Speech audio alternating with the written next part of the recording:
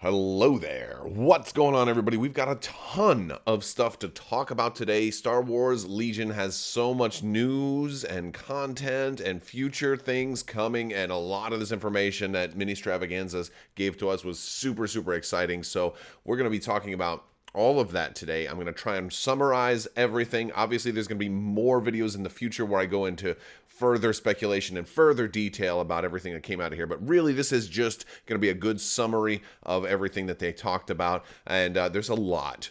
There's a lot. So if you guys are new here, be sure to enter to win the $25 Amazon gift card giveaway. You just have to be a subscriber and leave a comment on this or one of my videos.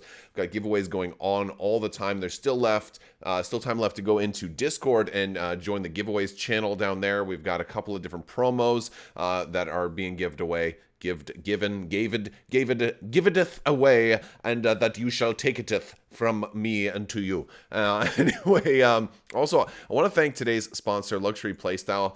You guys have probably seen me talk about these amazing Full Metal tokens. They're just amazing, double-sided, come in a variety of finishes. We have a Legion line coming out very soon, so stay tuned for that. It's going to be super awesome, and you're going to want to use code Crabbok VIP to save 15%, and also orders of $35 or more are going to get one of those free lightsaber nunchuck tokens also, so check those out. All right, so let's go ahead and dive into the previews here because we got a lot. I'm going to start off with maybe the biggest news of all, and that's the Shadow Collective, the Scum, the Mercenaries, all right? We're getting a whole new starter box for Legion, which is pretty significant. This is the cover art that they're going to be using for the starter box. It's definitely inspired by a lot of the kind of Season 3 and beyond era of Clone Wars, where Maul kind of goes in and takes over, the Death Watch and the Mandalorians. He acquires the Darksaber. And you've got a lot of the criminal underground. It's kind of a blending of a lot of that mid-era type of content. You've got Black Sun, you've got the Pikes, you've got Mandalorian Super Commandos, you've got Darth Maul. There's Gauntlet fighters and possibly even Fang fighters. Some of them are kind of harder to see off in the distance, which is one of those other things that makes me think, hey, they're going to be doing ships in this game sometime soon. But we'll talk more about that another time. This is super exciting. Basically, we're getting new mercenaries. And mercenaries can go into existing factions, but they are not exactly their own faction, although they do kind of have their own color, so it looks like they're their own faction, right? So at a first glance, you say they're their own faction. No, they can go into certain existing other factions, and each one's gonna have their own kind of list of what they can go into. And they can also go together to form the Shadow Collective. And we've got a look at some of the different Pikes that we have here, some of the Black Sun, and you can see there's kind of like each of these little kind of sub-factions or these mercenary groups has their own leaders and then kind of core unit, right? Now, we do know for a fact that the Pikes are a core unit. We don't know for sure if the Black Sun is a core or a special forces, but it seems like they're a core unit meant to be like, so like if you're kind of getting a new faction, here's core 1 and then here's core 2, something kind of like that. This will probably be special forces, Mandalorian Super Commandos here. Looks like we're probably going to get some flight poses on some of those. We're going to get ground and flight troopers, which kind of is about what you'd expect of Mandalorians, and they look super awesome. And these are definitely the Maul DeLoreans with the horns on their helmets. Very cool. I think these are going to be very exciting. And of course, we don't have much information on these guys yet, other than they're pretty much going to be sticking with Maul, and they are not going to be able to go in any of the other factions. So we'll talk about more of that in a minute. And we got our first tactical rock out of AMG, right? But definitely not the last. Now this whole wave was definitely designed by FFG and was kind of mostly done before the transition happened. So it did kind of get completed under AMG. So it's going to have the AMG, user like logo on the box and stuff like that. But I would guess that they were probably looking to do something like this already. So it's like, don't worry. It'll be like, oh my gosh, AMG tactical rocks are going to be everywhere now. I think it's going to be something that shows up a little bit, and it definitely works for this pose. Now, Maul's going to be able to come in multiple different formats. You're going to be able to build him with the double-bladed saber or with the dark saber like we see here. So you're going to get different versions of it. Now, I know some people had seen this initial look at Maul and said, gosh, he looks a little weird. He looks a little different. I want to, like, we did watch the painting stream live on the channel, so if you want to go back and watch that, you can. But this is actually a great looking mini. This particular paint job and angle just kind of show it in an unflattering way. The sculpt is a lot better. A lot of it has to do with the hood on his cloak there. Kind of makes his neck look, it kind of disappears into the hood, so it makes it look a little odd or awkward, maybe, but it is a really nice one. Like when Dallas Kemp is holding the mini and spinning it around, you can see it's a really solid looking mini. So it's probably going to be something that looks better in person and just doesn't photograph as well. But it is a pretty groovy mini. You can build him different ways. They also did point out that however you build him, that is going to kind of have a little bit to do with how he works. So he's going to sort of take on different roles and responsibilities based on which weapons you equip with him. So obviously that sounds like the Darksaber is going to allow him to lead, or maybe potentially to lead Mandalorians. So whether or not he's going to switch between operative and commander, we don't know yet. But obviously his weapon choice is going to be more than just his offensive capability. It's also going to impact his role. We also got some previews of some Pikes. So the Pikes are pretty cool here. Now, interesting thing about running them, they did kind of block out which factions they can go in. So they have Danger Sense, Outmaneuver, Self-Preservation, Independent, Dodge 1. So Self-Preservation is going to be interesting. They're like a very strong unit. They have a lot of great things going for them.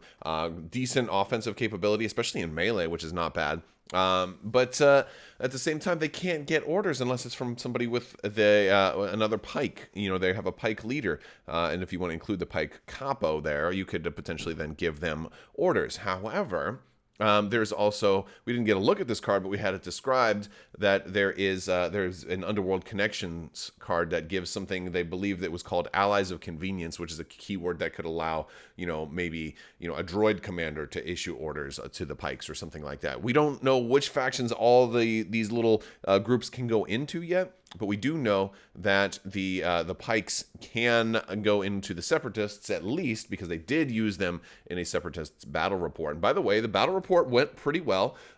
For all those concerned that maybe some of the developers at AMG don't know the game very well, they played their battle report much better, and I did not get the impression that this was people brand new to the game playing the game. This was people who now have a pretty good understanding of the game. There were still some mistakes made, but they were reasonable mistakes, and again, some people are going to nitpick on them, but look, I've been playing the game since beta, since before it was out, and I still make mistakes. So, again, I think they did fine. I think it was a much better battle report.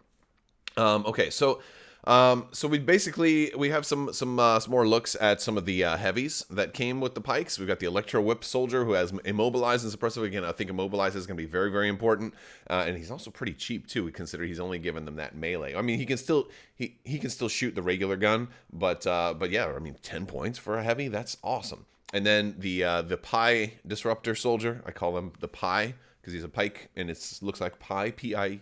P13 looks like PIE, so there, I just have them throwing pies. I just think that'd be really funny if they were all throwing pies. Anyway, he's pretty good. 24 points for a range 1 to 4 with 3 dice. So they look like they're going to be a pretty solid unit to include. But of course, the big risk on these guys is that they panic. And that's going to be an interesting thing, because if you decide to just take, hey, you know what, let me just put this unit that might be pretty strong into this army, well, hey, they're going to get a dodge for free. Look at that. That's going to be pretty cool. But by the way, they might very well panic. So that's going to be real interesting. So yeah, let's go ahead and keep going. We've got the capo there. We've got those heavies. We've also got the foot soldier. Man, this looks awesome. So we've got the regular foot soldier at only 9 points, gives cash aim 1. And then we've got the capo, who has independent surge 1, and which is another. And by the way, you can have multiple independent keywords. They did say that those will stack. So if you had something else that has independent, you can also be given a second independent keyword without any problem. And he's going to be the leader, and he's going to have 16 points. And of course, I think that this guy's going to be really, really important, because that courage value it does put you at pretty good risk of of panicking. So having a higher courage is going to be pretty good. Because, like, hey, you know, and it's thematic, too. I'm like, all right, well, the Pikes are working for you guys right now. Let's shoot them. They're like, you know what? They didn't pay me enough for this. And they just get out of there. So, like, having a high chance of panic is ultra thematic. I really like the way that these guys feel. Now, unfortunately, the Pikes were about the only of these units that we got a very, very close up look of. So that's kind of a thing. But I want to talk a little bit about the Shadow Collective and what that means and what battle forces are, because this is going to be kind of our first battle force. So basically, while the Pikes and Black Sun should be able to go into other factions, I'm guessing, if I had to guess right now, it sounds like Pikes might be able to go in the Separatists and the Empire, and Black Sun might be able to go with the Republic and the Rebels, or something, or some kind of permutation like that. I think they kind of want to give everybody the chance to get some special units, but again, we don't know. We'll have to wait for confirmation. But it might not even be 2 and 2. It might be like 3 for here, this one, only 1 for this one, something like that. But the Mandalorian Super Commandos and Darth Maul do not have that ability of being a mercenary and being able to just for free go into any other faction. The only way that you can play these guys is by using the Shadow Collective special rule set. So it's called a battle force. And a battle force is basically going to be a new set of rules that lists what you can and cannot include in this particular sub-faction, or basically. And a battle force that comes in this new core set is going to have the ability to take Maul and Mandalorian Super Commandos, and of course all your other mercs will all be able to kind of band together, or at least all the other mercs that come in this box. Presumably, there's probably going to be future mercs. They've definitely teased some, and we'll talk about that. But basically, this is how they're doing sub-factions. And this is really, really cool, because this allows them to pretty much make whatever they want and not have to worry about which faction it fits into. It doesn't even have to fit into a faction. Basically, Mercenaries are almost like a non-aligned faction that doesn't automatically work on its own, but will probably be able to work on its own, hence with the Shadow Collective being the first. And there's more battle forces. We'll talk about those. Because this is super cool. So it's also going to allow special command cards. So for those units that can work in a battle force, or maybe work in a different battle force also, like the Pikes can work here, but the Pikes might also work with the Separatists, right? Well, if the Pikes are working with the Shadow Collective, there's probably going to be some command cards that, you know, make that specific battle force kind of stand out. And so I think that's really exciting. And again, this is the only way you can get Maul and the Super Commandos. They also talk about some future battle forces that are going to show up. The first 2 that they want to do are from the Battle of Hoth.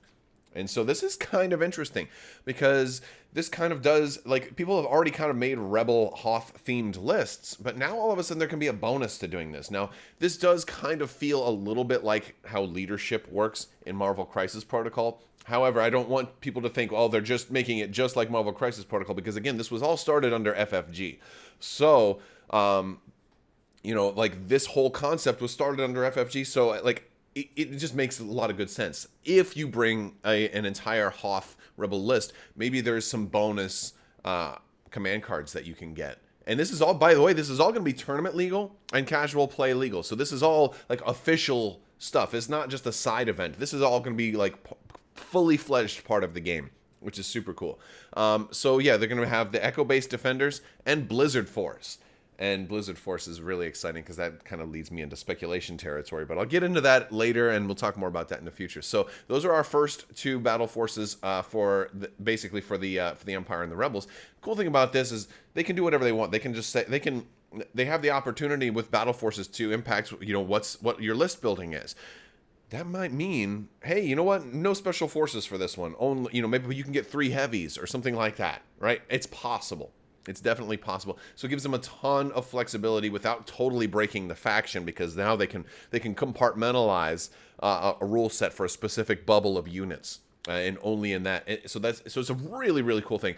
The big thing we don't know right now is, are they going to do cards for these, or is it just going to be something in a rules reference thing that you print out? You know, maybe both. Who knows? So, but it's exciting how they can do this. So I'm looking forward to it.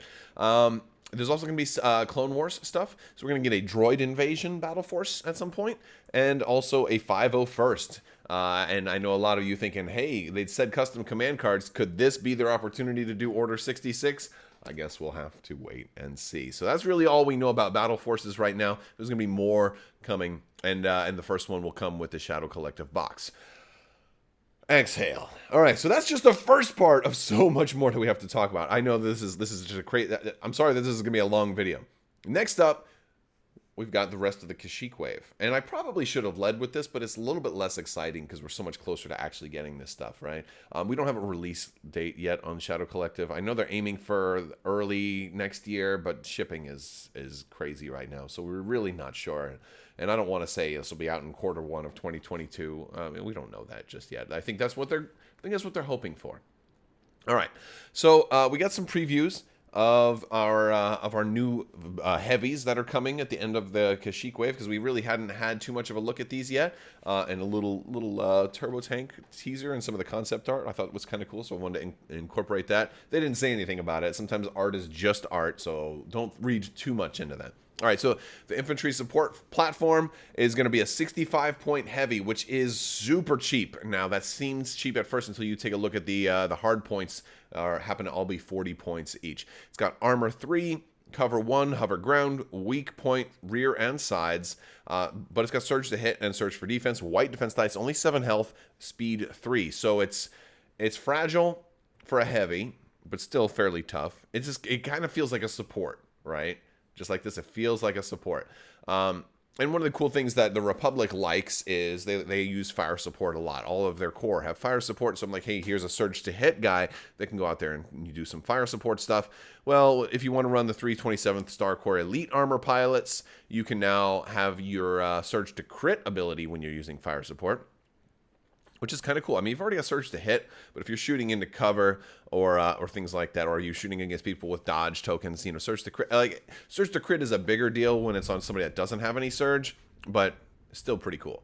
And then you have twin blaster cannons, which is a nice 6 dice thing. It can give you gunslinger if you cut the dice in half, so you can split it up. So that's really nice if you want to put out extra suppression or have multiple fire support options. So you can potentially pair these two together, but you might not need to, though, because this guy has critical too. And so if you do have Gunslinger, you're actually going to have kind of critical for it. So I think that's kind of cool. We also have the other two. They're all 40 points. We have the twin beam cannons, which have beam 2 and they're range 1 to 4. And then another long range is the twin missile pods, which are range 2 to 4.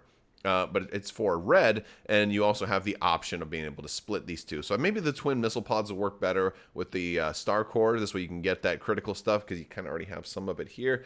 But pretty cool options. A lot of different ways to build this one, but I don't really see myself building it at just 65 points without a big weapon. I think it's going to be very mobile and it'll be good for certain objectives. And then we've got the N99 Persuader class tank droid card. This guy is 145 points. He's not cheap at all, but woo, look at those guns. Really nice guns on this one. So 5 dice here, 3 dice there. Range 1 to 2, range 1 to 4. Obviously, range 1 to 2 is the sweet spot where you can do Arsenal 2. You get to fire all of those together. You've also got Surge to Hit, Surge for Defense, only speed 1, but it's got that large Gav-style base. You've got a programmed option. You've got Ordnance. You've got Comms. I don't even know if you need to give it Ordnance, but you can. I don't think it's getting any new Ordnance options, though. It's got Reposition, Transport 1 open, like we all thought. Weak point on the sides. It's got full armor. The programmed is really the big thing here, and that's some of the cards we haven't seen yet. So we got Defense Protocols, which does have a picture of the Persuader tank on there. It's kind of a frontal view, and it gives you AI dodge, and also gives you nimble and outmaneuver. So it's giving you a lot of extra stuff. Of course, AI dodge can be tricky. I don't know if this is the best vehicle for AI dodge. I see myself wanting to kind of move and shoot an awful lot, but hey, it's something. It's definitely, and nimble too. I mean, if you're getting shot a lot, then nimble is actually pretty cool. So this is like a really solid set of defensive protocols. And we've already seen attack protocols, which is kind of the one I like a little bit more. Aim and precise too. So aim and shoot once you get into the right spot. But they also have engagement protocols, which is the new one that hadn't been spoiled yet also. Well, because we had already seen attack protocols, but we hadn't seen the dodge or the engagement. But this one's going to be a little more expensive at 5 points because it gives you more flexibility. All it gives you is AI attack or move, but nothing extra special. The special point is that you have flexibility. You can move or attack. which is nice, and it costs a little bit more. By the way, that looks like an HMP gunship's head there. So again, that's more speculation. We'll come back to that later. So those are our 3 attack protocol cards, and that's really the rest of our new unit previews. That's part 2 of all the cool things I have to talk about. Part 3 is Core Legion news. So what are they doing to the game, right? We got, if you were watching at the beginning, we're getting a rules update and errata, hopefully by the end of the month is when they're aiming for that. So we didn't really get a whole lot as far as points or a points change yet. We didn't really get much. We know that, I think it looks like something in one of the lists was like about 3 points over, or potentially a little more than that. So we'll see. But Darth Vader is one character that we know of that's getting quite a few changes. So Darth Vader is going to be gaining a command slot. And so that's interesting. Like, do you give him vigilance, or you know, like there's just so many options there. And I think there's some really cool ones. Or like maybe like, hey, you know what? I want you guys to be able to use my fearless value up to range 4. You know, I could see definitely using that for Darth Vader as a commander also, which is probably how I'll end up doing it, because I don't think he'll really need vigilance. So, but yeah, no, Vader looks really cool with a command slot. I'm super excited about that. But he's also gaining Compel Core. So he'll be able to use Compel, which is, were you going to lose an action for suppression? No problem. Now you just take an extra suppression, and you get to do a free move, and then you're one other action. So you basically, as long as your first action is movement, you don't care about being suppressed is all. You just have to move. So it's going to actually work really well with snowtroopers.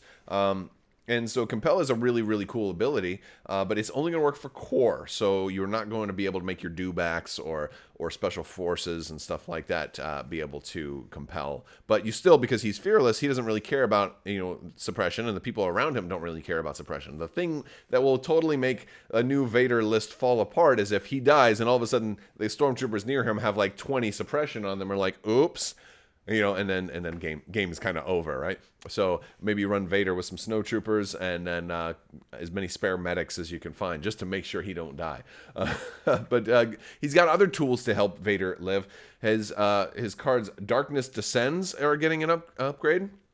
It's getting an errata. So I imagine they're going to change the wording on it to be a proper divulge card, because it was like the first divulge, so it didn't have the divulge keyword on there. It was just written out. So I think it's going to have divulge. But if you don't divulge it and you just play it as normal, it's now going to give you 2 surge each time he's issued an order. So instead of just 2 surge the one time. So that becomes a much better option, because Vader having no surge at all can really use those surge tokens. So that much is cool. Also, his 1 pip is also getting changed to basically every time he is issued an order. In addition to like his going back into the pile, he is also going to get a dodge token every time he is issued an order. Or, I'm sorry, every time he activates, he's going to get a dodge token. So on that turn, you know, his original 1 pip, right? So every time you activate him, he gets a dodge like right away. So like that's super good. And so you look at those things together. Vader's getting a lot more survivability and a command upgrade.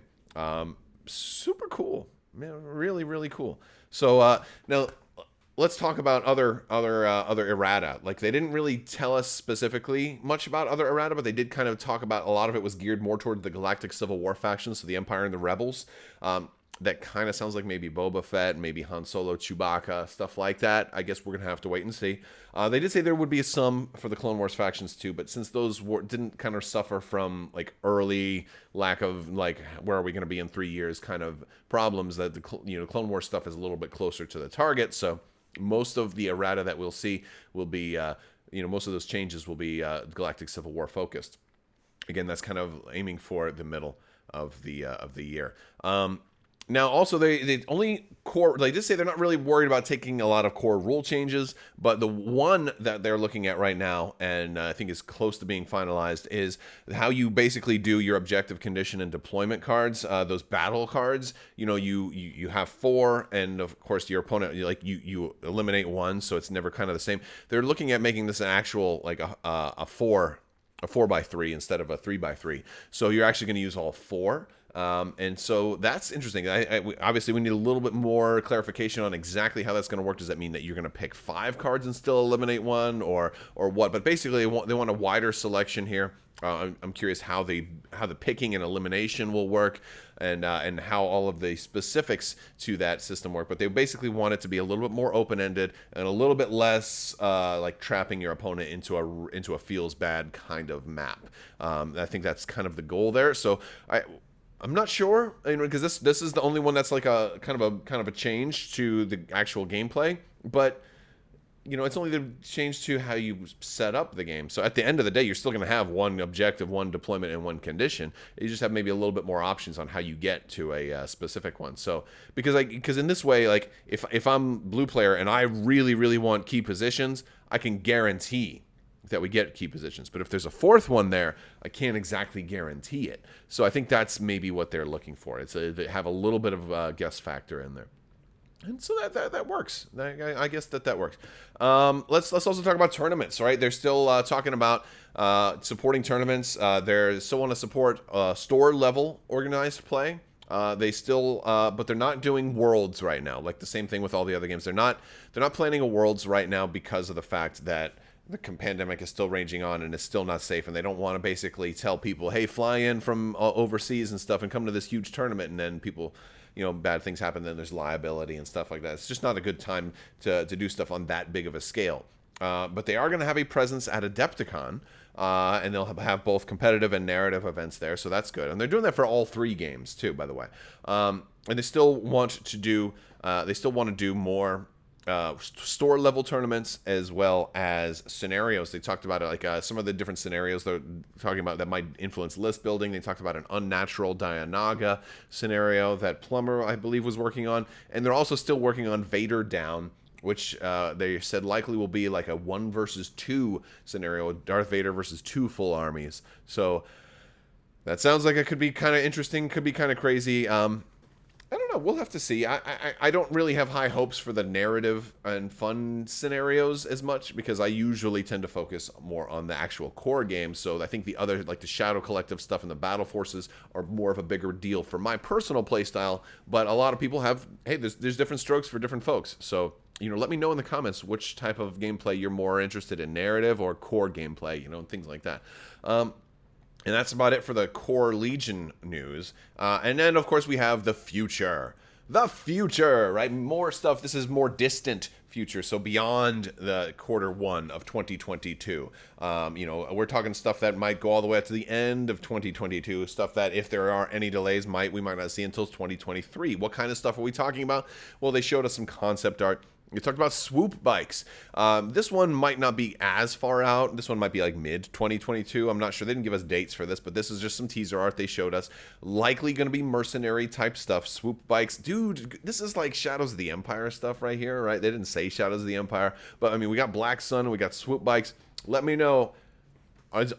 Is the only thing we're missing now, like, is Dash Rendar, Zizor, and Guri? I don't know if they can do those specifically, but they're definitely tap dancing around it. I wonder what Lucasfilm has planned in store for Shadows of the Empire. But yeah, so swoop bikes are likely coming, and that'd be kind of a cool way to, especially if they can be included in Shadow Collective stuff, that'd be a cool way to kind of round out the faction to not just be all infantry, to give them some vehicles. They also talked a little bit about the first Legion expansion that is designed completely by AMG, that did not come over from Fantasy Flight, and that's going to be Boba Fett as we see him in The Mandalorian. And so old Boba, we got, and sure enough, here's where we get into the tactical rock, because he's on like 2 tactical rocks. So they gave him a really big tactical rock, and of course this is the first. Now this one's still pretty far out, but they wanted to have him use a gaffy stick like he does in The Mandalorian, and they said there would be 2 options. You would see a helmeted and a helmetless option, which I think is appropriate. I think it looks pretty cool. So hey man, I'm looking forward to it. They said this would be Rebels too. A Rebel Boba Fett? What? I guess he is for hire. I don't know. No, so, look, I mean, he was more or less a good guy in the show. I mean, he's kind of still on the, more...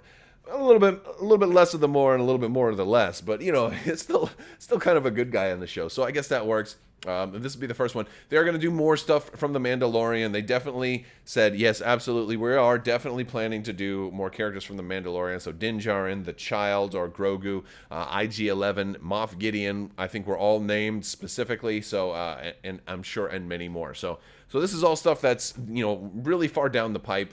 Don't get your hopes up for this anytime soon, but it's just exciting. You know, they're giving us, I mean, this is kind of a little bit more of a glimpse into stuff that's not ready to be formally announced yet, but they're giving you a really far off glimpse of stuff. And this is cool because FFG didn't always communicate this way. Now, FFG had, you know, we can talk about like some of the differences. Like FFG would do full-blown articles to reveal stuff, and it was a lot nicer to have, you know, here's an article that gives you, you know, pictures, a story, and context on how you might use all of this stuff, as opposed to here's a picture of this character's foot, you know. So, you know, like there's definitely differences between the companies, but this is something that's pretty cool with them going this far deep into future plans.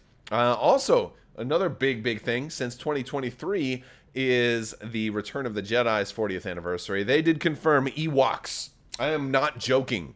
I am not joking with you. Yub-Nub. Battle Force. Battle Force Yub-Nub. They didn't say Battle Force Yub-Nub. That's me. But they did confirm Ewoks are absolutely coming to Legion. And it sounds like there's a lot of art assets already done for Ewoks, because like some of the folks on the panel were super excited, and they said this was their number one thing that they're super excited and they want to be able to show. So they probably won't be out until 2023. Even if they're ready beforehand, they probably want them to kind of launch alongside of special events and have promotional things all line up and sync up and all kinds of cool things like that. So yes, Ewoks are absolutely confirmed, and so this is good news for Ewok lovers. Look, Return of the Jedi is my favorite Star Wars movie. It was the first movie that I saw that I can really remember. Like, you know, I was still pretty young in 1983, but I remember that movie with a lot more clarity than other movies, than other Star Wars movies. So I think it was the first one I had like on VHS that I watched multiple times. So yeah, I love Return of the Jedi. You know what? And that's cool, man. You can like whatever Star Wars you want to like. This is not the hatred you're looking for. Anyway, but yeah, so Ewoks confirmed. We're not done with future spoilers. Ahsoka also confirmed. Ahsoka Tano. Now, this one is a little bit more of a like, okay, that's great that she's confirmed, but at the same time, we kind of knew Ahsoka was gonna, like, you can't do the Clone Wars without Ahsoka. I mean, she's the main character, and ever since they announced the Clone Wars, everybody's like, okay, so Ahsoka's coming, right? So it's nice to, you know, and we kind of pulled the confirmation out of him, because everybody was typing Ahsoka in the chat, and then Will Schick is just like, and you guys in chat, look, like I see the chat, right? Like, I'm right there with you, you know, winking and stuff. And so I think finally, like, as they were closing down the stream, you hear Ahsoka confirmed. So yes. So there we go. We have our confirmation there, working on Ahsoka, even though, I mean, any reasonable person would have assumed that of course they were working on Ahsoka. She's probably just really far out, and maybe they want to wait until they get her just right and give her some time, you know. Certainly you don't want to rush characters. Look how many times Vader has been back to the drawing board because he came out in the core set, and all of a sudden all this other stuff comes out, and you're like, wow, he's falling behind with power creep. You want to get Ahsoka just right. So by all means, AMG, take your time, get her right. One thing we don't know, what version Ahsoka is going to be. Is it going to be little snips? Is it going to be Fulcrum? Is it going to be Season 7, kind of in between, right? I mean, Ahsoka is so unique in the Clone Wars because she ages. She ages visibly from season to season. There's like 8 different versions of Ahsoka you could do. So how cool is it that we see that we see Ahsoka in this game, and where will she fit? So many different versions you could do. I love it. It's a great question to be able to talk about, and we'll talk more about Ahsoka in the future. But yeah, I'm excited to see Ahsoka. Maybe we'll see like a 7-generation Ahsoka pack, and it's like little Ahsoka, mid Ahsoka, older Ahsoka, season 7 Ahsoka, Star Wars Rebels Ahsoka, Mandalorian Ahsoka, future old lady sage Ahsoka. Like there's a million versions of Ahsoka they could do. So that's really cool. All right, that's basically, I think that's all of the actual news, and of course, you know, we've got speculation, right? Like, are there going to be ships in the game? Like the Gauntlet Fang fighters, HMP gunships. What else will they do? Will they have like X-Wings kind of making bombing runs and stuff like that? I don't know. There was some talk a long time about Vulture droids kind of landing and walking around on the ground. Like, there's a lot of possibility for ships to show up, especially those ships that hover in place. So yeah, they could totally do stuff like that. It could happen. Maybe they're hinting that they're kind of getting closer to doing that. The AT-AT, that Blizzard Force, right? How are you going to do Blizzard Force if you don't have an AT-AT? So, but if an AT-AT would be too strong for the regular game, maybe Battle Forces are a way to do that. The turbo tank in the background, awesome. Let's talk more about Battle Forces, right? I want to do whole videos talking about Battle Forces, but I know a lot of people have been saying, wait a second, I want to be able to run just all Mandalorians. Well, okay, just because there is no Battle Forces that let you run all Mandalorians right now, doesn't mean there won't be some soon after. I mean, heck, they could have Battle Forces already in the works that they just decided not to tease. They didn't tell us everything. They told us some things. Of course, dude, of course they're going to do a Mandalorian, like a Battle Force that lets you run a Mando build. Of course they're going to do that.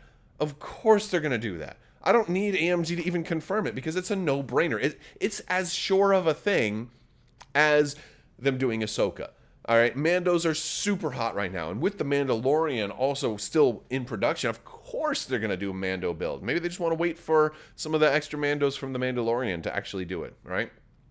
But there's so many more Battle Forces they could do. Gungans can easily come into the game. Geonosians can.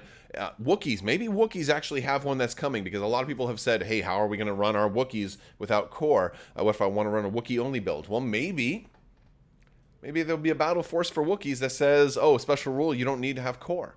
Like, that's how they do all of that stuff. So Battle Forces is like the best thing to come to Star Wars Legion in forever. And so just because for me especially, because any harebrained scheme that I come up with, there's now a plausible way to do it, and it's through Battle Forces. All right, guys, that's all I've got for you today. Let me know what you think. Hopefully this was a good summary. Did I miss anything? I'm sure I probably did. There was a lot, but there's plenty of time to go back and cover it. Hopefully I got all the major news and talked about all the important points. Well, I'm pretty sure I got all the big bullet points. But there's a lot of little distinction and some things that we can talk about again in the future. But honestly, I'll give AMG probably an A-.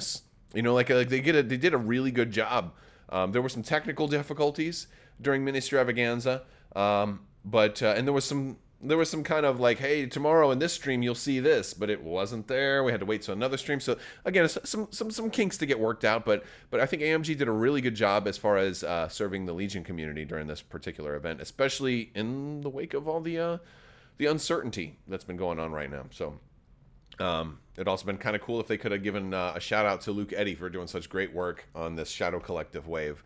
But I think realistically they weren't going to talk about Luke Eddy, but you kind of still hope that they would, but I think that's more of a business decision. All right, guys. Well, that's going to do it. I want to thank you guys so much for watching. Let me know what you think down in the comments section. Also, make sure not to swallow nickels.